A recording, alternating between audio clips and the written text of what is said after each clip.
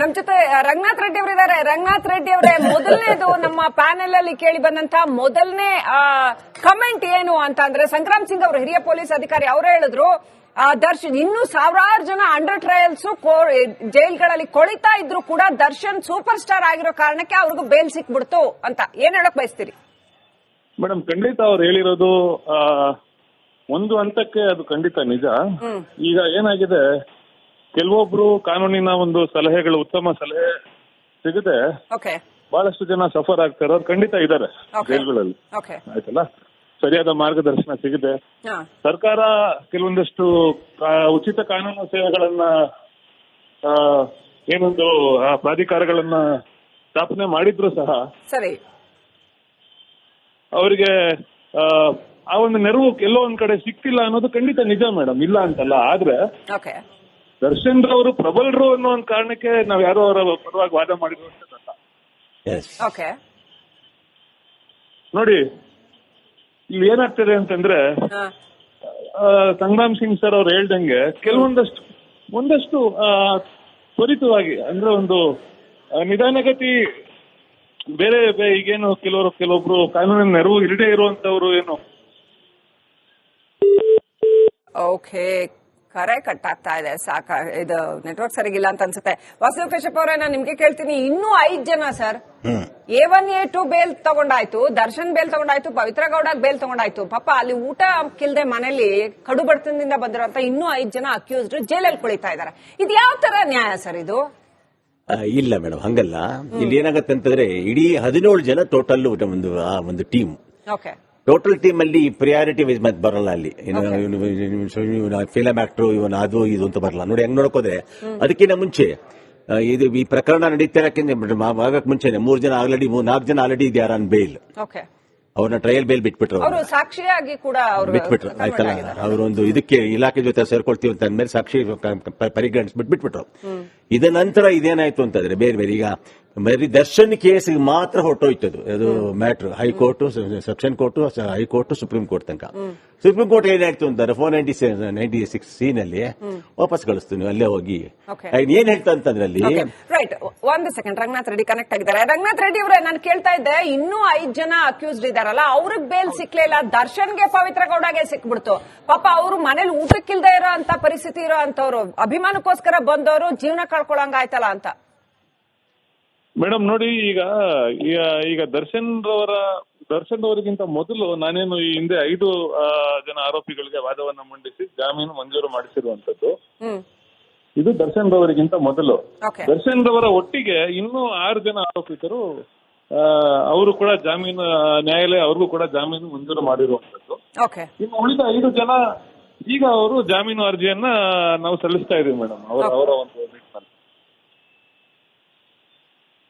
Sir ಕೇಳಿಸ್ತಾ ಇದೆಯಾ? ಕೇಳಿಸ್ತಿದೆ ಮೇಡಮ್, ಹೇಳಿ. ಈ ಪ್ರಶ್ನೆ ಇರ್ತಕ್ಕಂಥದ್ದು ಅದೇನೆ, ದರ್ಶನ್ ಅವ್ರಿಗೆ ಅವರು ಸೂಪರ್ ಸ್ಟಾರ್ ಅಂತ ಬೇಲ್ ಸಿಕ್ಕಿದೆ ಅಂತ, ಅಥವಾ ಎರಡನೇ ಪಾಯಿಂಟ್ ಇಲ್ಲಿ ನಮ್ಮ ವಾಸುದೇವ್ ಕಶ್ಯಪ್ ಅವರು ಹೇಳ್ತಾ ಇದ್ದಿದ್ದು, ಪೊಲೀಸರ ವೈಫಲ್ಯದಿಂದಾಗಿಯೇ ಬೇಲ್ ಸಿಗೋದಕ್ಕೆ ಅನುಕೂಲ ಆಯ್ತು.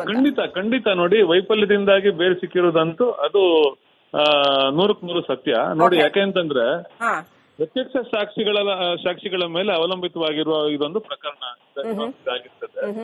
ಆಗಿರ್ಬೇಕಾದ್ರೆ ನೋಡಿ, ಪ್ರತ್ಯಕ್ಷ ಸಾಕ್ಷಿಗಳು ಅಲ್ಲಿ ಉಪಸ್ಥಿತರಿದ್ರು ಅನ್ನುವುದು ಪೊಲೀಸ್ನವರಿಗೆ ಘಟನೆ ನಡೆದ ಮಾರನೇ ದಿನನೇ ಅವರ ಗಮನದಲ್ಲಿ ಇರ್ತದೆ. ಆದ್ರೂ ಕೂಡ ಅವರನ್ನ ವಿಚಾರಣೆಗೆ ಒಳಪಡಿಸಲಿಕ್ಕೆ 10 ದಿನಗಳ ವಿಳಂಬ ಆಗುವಂತದ್ದು ಅದು ಬಹಳಷ್ಟೊಂದು ಅನುಮಾನಗಳಿಗೆ ಈಡು ಮಾಡಿಕೊಡುವಂತದ್ದು. ಎರಡನೇದಾಗಿ, ಪೊಲೀಸ್ನವರ ಮುಂದೆ ಏನು ಈ ಪ್ರತ್ಯಕ್ಷ ಸಾಕ್ಷಿಗಳು ಹೇಳಿಕೆಯನ್ನ ಕೊಡ್ತಾರೆ, ಆ ಹೇಳಿಕೆಗಳಿಗೆ ವ್ಯತಿರಿಕ್ತವಾಗಿ ನ್ಯಾಯಾಲಯದ ಮುಂದೆ ಕಲಂ 164ರ ಅಡಿಯಲ್ಲಿ ಹೇಳಿಕೆಯನ್ನ ಕೊಡ್ತಾರೆ. ನ್ಯಾಯಾಲಯದ ಮುಂದೆ ಕೊಟ್ಟಿರುವ ಹೇಳಿಕೆಗೂ ಹಾಗೂ ಪೊಲೀಸ್ನವರ ಮುಂದೆ ಕೊಟ್ಟಿರುವಂತ ಹೇಳಿಕೆಗೂ ಬಹಳಷ್ಟು ವ್ಯತ್ಯಾಸ ಕಂಡು ಬರ್ತಿದೆ.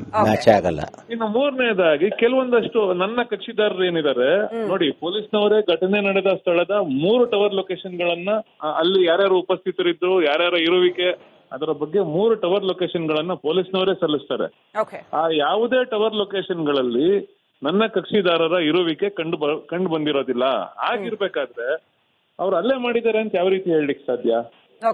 ನೋಡಿ, ಇವೆಲ್ಲ ಒಂದಷ್ಟು ಲೂಪ್ ಹೋಲ್ಸ್, ಬಹಳಷ್ಟು ಅಭಿಯೋಜನೆ ಕೆಲವೊಂದಷ್ಟು ತೊಡಕುಗಳು ಸಹಜವಾಗಿಯೇ ಆರೋಪಿಗಳಿಗೆ ಅದು ಸಹಾಯ ಆಗುವುದು, ಅದು ಎಲ್ಲಾ ಪ್ರಕರಣಗಳಲ್ಲೂ ಆಗುವಂತದ್ದು. ಓಕೆ. ಆದ್ರೆ ರಂಗನಾಥ್ ರೆಡ್ಡಿ ಅವರೇ, ಇಲ್ಲಿ ಪ್ರಶ್ನೆ ಅಲ್ಟಿಮೇಟ್ಲಿ ಜನರಲ್ ಆಗಿ ಇರ್ತಕ್ಕಂಥದ್ದು, ಸಮಾಜದಲ್ಲಿ ಇರ್ತಕ್ಕಂಥ ಪ್ರಶ್ನೆ ರಂಗನಾಥ್ ರೆಡ್ಡಿ ಅವರೇ. ನಿಮ್ಮಂತ ವಕೀಲರುಗಳು ಎಲ್ಲರೂ ಕೂಡ, ದುಡ್ಡಿರೋರಿಗೆ ವಕೀಲರುಗಳು ಕೂಡ ಬೇಗ ಸಿಕ್ಬಿಡ್ತಾರೆ, ಸೂಪರ್ ಸ್ಟಾರ್ ಗಳಿಗೆ ಅಥವಾ ಪ್ರಭಾವಶಾಲಿ ವ್ಯಕ್ತಿಗಳಿಗೆ ಎಲ್ಲವೂ ಸುಲಭ ಅಂತ. ಆದ್ರೆ ಅದೇ ಪ್ರಕರಣದಲ್ಲಿ ಅಕ್ಯೂಸ್ಡ್ ಆಗಿರುವಂತ ಇನ್ ಕೆಲವರಿಗೆ ಪಾಪ ವಕೀಲರನ್ನಿಟ್ಟು ಪ್ರಕರಣ ನಡೆಸಕ್ಕೂ ಆಗ್ತಿಲ್ಲ, ಅವ್ರಿಗೆ ಯಾವ ತರ ಸಹಾಯನೂ ಸಿಗ್ತಿಲ್ಲ ಅವ್ರಿಗೆ. ಅವ್ರ ಕತೆ ಏನು ಅನ್ನುವಂಥದ್ದು ಒಂದು point number 1. Point number 2, Renuka ಸ್ವಾಮಿಯ ಸಾವಿಗೆ ನ್ಯಾಯ ಎಲ್ಲಿ ಹಾಗಾದ್ರೆ ಅನ್ನುವಂಥದ್ದು ಎರಡು ಕೂಡ. ಅಲ್ಲ ಮೇಡಮ್, ಈಗ ನೋಡಿ, ಈ ಎರಡು ಪ್ರಶ್ನೆನ ನೀವೇನ್ ಮುಂದಿಟ್ಟಿದ್ದೀರಿ. ಮೊದಲನೇದಾಗಿ ನಾನು 7 ಜನರ ಪರವಾಗಿ ನಾನು ವಾದವನ್ನ ಮಂಡಿಸಿ ಜಾಮೀನು ಮಂಜೂರು ಮಾಡಿಸಿರುವಲ್ಲಿ ಯಶಸ್ವಿಯಾಗಿದ್ದೀವಿ. ನೋಡಿ, ನ್ಯಾಯಾಲಯಕ್ಕಾಗ್ಲಿ, ನ್ಯಾಯವಾದಿಗಳಿಗಾಗ್ಲಿ ಅಥವಾ ನ್ಯಾಯಾಧೀಶರಿಗಾಗ್ಲಿ ಈ ತಾರತಮ್ಯ ನಾವು ಮಾಡೋದಿಲ್ಲ ಮೇಡಮ್. ಯಾರೋ ಕೆಲವರು ಮಾಡ್ಬೋದು, ನಾನು ಅದ್ರ ಬಗ್ಗೆ ನಾನು ಮಾತಾಡ್ಲಿಕ್ಕೆ ಇಚ್ಛಿಸಲ್ಲ. ಆದ್ರೆ ಯಾವುದೇ ತಾರತಮ್ಯ ಇಲ್ಲದೆ ನ್ಯಾಯಾಲಯ ಒಂದು ನಿರ್ಧಾರವನ್ನ ಕೈಗೊಳ್ಳುವಂತದ್ದು ಮೊದಲನೇದಾಗಿ. ಎರಡನೇದಾಗಿ, ಈಗ ರೇಣುಕಾಸ್ವಾಮಿಯ ಕೊಲೆಗೆ ನ್ಯಾಯ ಎಲ್ಲಿ ಅನ್ನೋದು ನೋಡಿ, ಈಗ ಸಿಕ್ಕಿರೋದು ಜಾಮೀನಷ್ಟೇ, ಗೊತ್ತಾಯ್ತಲ್ಲ. ಈಗಲೂ ಕೂಡ ಅಭಿಯೋಜನೆಗೆ ಎಲ್ಲಾ ರೀತಿಯ ಅವಕಾಶ ಇದೆ. ಅವರು ಸಾಬೀತುಪಡಿಸ್ಲಿ ಮೇಡಮ್. ಯಾರು ಈಗ ಏನ್ ಆರೋಪ ಮಾಡಿದ್ದಾರೆ ಆ ಆರೋಪವನ್ನ ಅವರು ಸಾಬೀತುಪಡಿಸ್ಲಿ ನ್ಯಾಯಾಲಯದ ಮುಂದೆ. ಈ ಎಲ್ಲಾ ಲೋಪಗಳನ್ನ ಅವ್ರೇನೀಗ ನಾವು ಜಾಮೀನಿಗೆ ಸಂಬಂಧಪಟ್ಟಂತೆ ನಾವೇನ್ ವಾದವನ್ನ ಮಂಡಿಸಿರ್ತೀವಿ ಅದರಲ್ಲೇ ನಾವು ಅಭಿಯೋಜನೆಯ ಲೋಪಗಳನ್ನ ನಾವು ಎತ್ತಿ ತೋರಿಸಿದೀವಿ. ಈಗ ವಿಚಾರಣೆ ಹಂತದಲ್ಲಿ ಅವರು ಆ ಲೋಪಗಳನ್ನ ಅವ್ರು ಯಾವ ರೀತಿ ಅದನ್ನ ಅಡ್ರೆಸ್ ಮಾಡ್ಬೋದು ಈ ಇಶ್ಯೂಸ್ನ ಅಂತ ಅಭಿಯೋಜನೆ ಅವ್ರು ಯೋಚನೆ ಮಾಡ್ಬೇಕು ಮೇಡಮ್. ಯಾಕಂದ್ರೆ ಈಗಾಗ್ಲೇ ನೋಡಿ, ಪ್ರತ್ಯಕ್ಷ ಸಾಕ್ಷಿಗಳ ವಿಚಾರದಲ್ಲಿ ಅಭಿಯೋಜನೆ ಎಡವಿರೋದು ಬಹಳಷ್ಟು ಸ್ಪಷ್ಟವಾಗಿ ಕಂಡು ಬರ್ತಿದೆ. ಎರಡನೇದಾಗಿ, ತಾಂತ್ರಿಕ ಸಾಕ್ಷಿಗಳಲ್ಲೂ ಕೂಡ ಬಹಳಷ್ಟು ಲೋಪಗಳು ಕಂಡು ಬರ್ತಿರೋದ್ರಿಂದ ನೋಡಿ, ಇದು ಜಾಮೀನ್ ಸಿಕ್ಕಿರೋದಷ್ಟೇ. ಇದು ಕೇಸ್ ಖುಲಾಸೆ ಆಗಿದೆ ಅಂತ ನಾವು ಯಾರು ಕೂಡ ಹೇಳಲಿಕ್ಕೆ ಸಾಧ್ಯ ಇಲ್ಲ. ಸರ್, ಜಾಮೀನ್ ಸಿಕ್ಕರು ಕೂಡ, ಸರ್ ರಂಗನಾಥ್ ರೆಡ್ಡಿ ಅವರೇ, ಜಾಮೀನ್ ಸಿಕ್ಕರು ಕೂಡ ನೋಡಿ, ಒಂದು ಅವ್ರಿಗೆ ಆಪರೇಷನ್ ಆಗ್ಬೇಕು ಅಂತ ಇಂಟ್ರಿಮ್ ಬೇಲ್ ತಗೊಂಡ್ರು, ಆಪರೇಷನ್ ಮಾಡ್ಲೇ ಇಲ್ಲ. ಈಗಲೂ ಕೂಡ ಆಪರೇಷನ್ ಸುದ್ದಿನೇ ಇಲ್ಲ. ಈಗ BP ವೇರಿಯೇಷನ್ ಇದೆ ಅಂದ್ಬಿಟ್ರು, ಬಿಟ್ಬಿಟ್ರು. ಅದನ್ನ ಮಾಡ್ತಾರೋ ಇಲ್ವೋ ಗೊತ್ತಿಲ್ಲ. ಬಟ್ ಬೇಲ್ ಸಿಕ್ತು, ಇಂಟ್ರಿಮ್ ಬೇಲ್ ಸಿಕ್ತು. ಬೇಲ್ಗೋಸ್ಕರ ಇಷ್ಟೆಲ್ಲ ನಾಟಕ ಆಡಿದ್ರು ಅಂತ ಕೆಲವರು ಹೇಳ್ತಾ ಇದ್ದಾರೆ. ಈಗ ನಿಯಮಿತ ಜಾಮೀನಿಗೆ ವಿಲೀನ ಆಗುವಂತದ್ದು, ಮರ್ಜ್ ಆಗುವಂತದ್ದು. ಹಾಗಾಗಿ ಈಗ ಮಧ್ಯಂತರ ಜಾಮೀನನ್ನ ಯಾವ ಸಕಾರಣಗಳನ್ನು ನೀಡಿ ಪಡೆದುಕೊಂಡಿದ್ದಾರೆ ಅಥವಾ ಅದು ಆ ರೀತಿ ನಡ್ಕೊಂಡಿದಾರ, ಅದು ಈಗ ಆ ಒಂದು ಪ್ರಶ್ನೆ ಉದ್ಭವ ಆಗಲ್ಲ. ಈಗಾಗಲ್ಲ ಆ ಪ್ರಶ್ನೆ ಉದ್ಭವ ಆಗಲ್ಲ. ಯಾಕಂದ್ರೆ ಅದು ಇಂಟ್ರಿಮ್ ಆರ್ಡರ್ ಫೈನಲ್ ಆರ್ಡರ್ ಜೊತೆ ಮರ್ಜ್ ಆಗಿರುವಂತದ್ದು, ವಿಲೀನ ಆಗಿರುವಂತದ್ದು. ನೋಡಿ, ಈಗಲೂ ಕೂಡ ಅಭಿಯೋಜನೆಗೆ ಸರ್ವೋಚ್ಚ ನ್ಯಾಯಾಲಯದಲ್ಲಿ ಆದೇಶವನ್ನು ಪ್ರಶ್ನಿಸಲಿಕ್ಕೆ ಅವಕಾಶ ಇದೆ, ಕಾನೂನಿನಲ್ಲಿ ಅವಕಾಶ ಇದೆ. ಅದು ಅವರ ವಿವೇಚನೆಗೆ ಬಿಟ್ಟದ್ದು. ಅಂಡ್ ಎಲ್ಲಿಯೂ ಕೂಡ ನಾವು ಆರೋಪಿತರ ಪರ ವಕೀಲರಾಗಿ ನಾವು ನಮ್ಮ ಒಂದು ಕರ್ತವ್ಯ ಏನಂತಂದ್ರೆ, ನಾವು ಕೊಲೆನೇ ನಡೆದಿಲ್ಲ ಅಥವಾ ತೀರ್ಕೊಂಡೇ ಇಲ್ಲ ಅಂತ ಹೇಳೋದಲ್ಲ. ನಮ್ಮ ಕರ್ತವ್ಯ ಕಾನೂನಾತ್ಮಕವಾಗಿ ಅಭಿಯೋಜನೆ ಈ ಒಂದು ಪ್ರಕರಣವನ್ನ ಸಾಬೀತುಪಡಿಸುತ್ತೋ ಇಲ್ವೋ ಅಷ್ಟೇ ನಮ್ಮ ವಾದ ಆಗಿರ್ತದೆ. ಓಕೆ, ರಂಗನಾಥ್ ರೆಡ್ಡಿ ಅವರು, ಅಲ್ಟಿಮೇಟ್ಲಿ ಈಗ ಪ್ರಶ್ನೆ ಇರ್ತಕ್ಕಂಥದ್ದು, ಒಂದು ಸಮಾಜದ ದೃಷ್ಟಿಯಿಂದ ನೋಡೋದಾದ್ರೆ ಈ ತರ ಸಮಾಜಕ್ಕೆ ಮಾದರಿಯಾಗಿರ್ಬೇಕಾದಂತವ್ರು ಕೊಲೆ ಪ್ರಕರಣಗಳಲ್ಲಿ ಸಿಕ್ಕಾಕೊಂಡು ಅಂತವ್ರನ್ನ ಲಹರ್ಗಳು ಬಚಾವ್ ಮಾಡ್ಬಿಡ್ತಾರೆ, ಅವ್ರಿಗೆ ಸುಲಭವಾಗಿ ಎಲ್ಲ ಸಿಗುತ್ತೆ. ಇದು ಜನರಲಿ ಬರ್ತಾ ಇರ್ತಕ್ಕಂಥ ಒಂದು ಅಭಿಪ್ರಾಯ. ಏನ್ ಹೇಳಕ್ ಬಯಸ್ತೀರಿ ಮೇಡಮ್? ನೋಡಿ, ನಾವು ವಕೀಲರಾಗಿ ಪ್ರಮಾಣ ವಚನ ಸ್ವೀಕರಿಸಬೇಕಾದ್ರೆ ನಮ್ಮ ಬಳಿ ಯಾರೇ ಅವರ ಒಂದು ಪ್ರಕರಣವನ್ನ ಅವರು ನಮ್ಮ ಬಳಿ ತಂದಲ್ಲಿ, ಅಂದ್ರೆ ಅವರ ವಕಾಲತನ ನಾವು ವಹಿಸಿದ್ದಲ್ಲಿ, ಅದು ಯಾರೇ ಆಗಲಿ, ಬಡವರಾಗ್ಲಿ, ಸಾಹುಕಾರರಾಗ್ಲಿ, ಸೆಲೆಬ್ರಿಟಿ ಆಗ್ಲಿ ಅಥವಾ ಸಾಮಾನ್ಯ ಜನರು ಯಾರೇ ಆಗ್ಲಿ, ನಾವು ಒಂದೇ ರೀತಿ ಕಾಣ್ಬೇಕಾಗ್ತದೆ. ಹಾಗೂ ಒಂದೇ ರೀತಿ ನಾವು ಅವರನ್ನ ಕಾನೂನು ಸೇವೆಯನ್ನ ನಾವು ಅವರಿಗೆ ನೀಡಬೇಕಾಗ್ತದೆ. ಈಗ ನೋಡಿ, ಸಾಮಾನ್ಯ ಜನರಿಗೆ ಯಾರಿಗೂ ಜಾಮೀನು ಸಿಕ್ಕೇ ಇಲ್ವಾ? ಪರವಾಗಿ ವಾದ ಮಾಡ್ಲೇ ಇಲ್ವಾ ವಕೀಲರುಗಳು? ರಂಗನಾಥ್ ರೆಡ್ಡಿ ಅವರ ವಕೀಲರುಗಳು ನ್ಯಾಯದ ಪರ್ವ ಅಥವಾ ಕಕ್ಷಿದಾರರ ಪರ್ವ? ಏನಾಗ್ಲಿ, ನಾನು ಕಕ್ಷಿದಾರರ ಪರ ಅಂತನಾ ಅಥವಾ ನಾನು ನ್ಯಾಯದ ಪರ ಅಂತನಾ? ನೋಡಿ ಮೇಡಮ್, ನನ್ನ ತಮ್ಗೆ ನೋಡಿ, ನೀವು ಅಡ್ವೊಕೇಸಿ ಇದೊಂದು ಫಿಲಾಸಫಿ ನಾನು ನಿಮಗೆ ತಿಳಿಸ್ಬೇಕಾದ್ರೆ, ನೋಡಿ ನಾವ್ ಹೇಳ್ತಿರೋದು ಇಷ್ಟೇ. ಅಭಿಯೋಜನೆ ಅಂದ್ರೆ ಪ್ರಾಸಿಕ್ಯೂಷನ್ ಅವರು ಕಾನೂನಿನ ಚೌಕಟ್ಟಿನಲ್ಲಿ ಈ ಆರೋಪವನ್ನ ನಿರೂಪಿಸ್ಲಿ. ನೋಡಿ, because they are bound to follow the procedures. ಯಾಕೆಂದ್ರೆ ಅವರಲ್ಲಿ ಶಾಸನ ಅವರಲ್ಲಿ ಕೆಲವೊಂದಷ್ಟು ಅಧಿಕಾರಗಳನ್ನ ಕೊಟ್ಟಿದೆ. ವಕೀಲರಿಗೆ ಯಾವುದೇ ಅಧಿಕಾರವನ್ನ ಕೊಟ್ಟಿರಲ್ಲ. ನಾವು ಆ ಅಧಿಕಾರವನ್ನ ಅಭಿಯೋಜನೆಯವರು ಅಂದ್ರೆ ಪೊಲೀಸ್ನವರು ಹಾಗೂ ಅಭಿಯೋಜಕರು ಇವರು ಸರಿಯಾದ ರೀತಿಯಲ್ಲಿ ಉಪಯೋಗಿಸ್ಕೊಂಡಿದಾರ, ಕಾನೂನಿನ ಚೌಕಟ್ಟಿನಲ್ಲಿ ನಿರೂಪಿಸ್ತಿದ ಇದನ್ನ.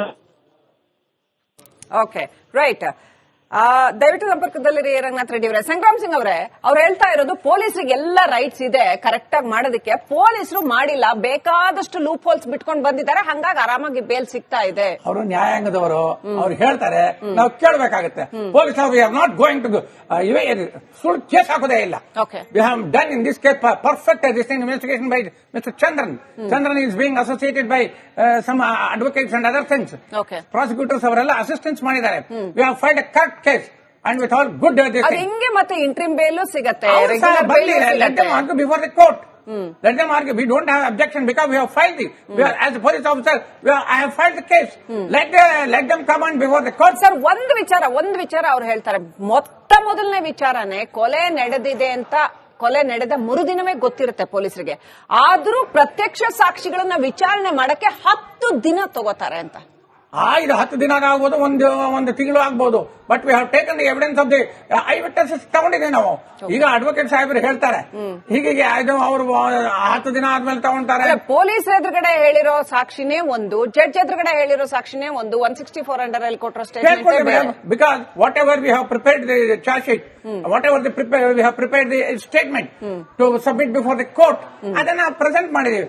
Weather the court accept, whether prosecutor accept, whether the judge accept, that is the difference. This thing. Okay. ಅದಕ್ಕೆ 6 ತಿಂಗಳಲ್ಲಿ ಬಿಟ್ಬಿಡೋದಾ? ಓಕೆ, ಅಲ್ಲ ಬಿಟ್ಬಿಡೋದ ಅಂದ್ರೆ ಲೂಪ್ ಹೋಲ್ಸ್ ಇತ್ತು ಬಿಟ್ವಿ ಅಂತ